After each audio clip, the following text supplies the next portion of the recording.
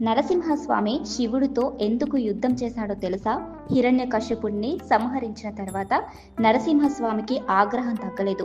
తన ప్రియభక్తుడైన ప్రహ్లాదుడు తనను శాంతింపచేయడానికి ప్రయత్నించినా సరే నరసింహస్వామి శాంతించడు. గట్టిగా గర్జన చేస్తూ ప్రపంచాన్ని స్తంభించేలా చేస్తాడు. దీంతో దేవతలందరూ భయపడి ఆ పరమశివుడి దగ్గరికి వెళ్ళి ఎలాగైనా నరసింహస్వామి శాంతపరిచేలా చేయమని వేడుకుంటారు. దాంతో మహాశివుడు వీరభద్రుడి అవతారం ధరించి నరసింహస్వామిని శాంతింపచేయడానికి ప్రయత్నిస్తాడు. వీరభద్రుడు ఎంత ప్రయత్నించినప్పటికీ నరసింహస్వామి శాంతించకపోవడంతో ఇక తప్పని పరిస్థితిలో శివుడు అతి భయంకరమైన శరభావతారం ఎత్తుతాడు. శరభేశ్వరుడు సింహం తలతో గ్రద్ద రెక్కలతో పదునైన గోళ్లతో అలాగే పొడవాటి తోగతో ఉంటాడు. శరభేశ్వరుడు నరసింహస్వామితో పోరాడి ఓడిస్తాడు. అంత శక్తివంతమైన శరభేశ్వరుడు మరి ఎవరో కాదు, ఆ పరమశివుడే అని గ్రహించిన నరసింహుడు శివుణ్ణి శాంతింపజేయడానికి శివాష్టోత్తరం చదువుతాడు.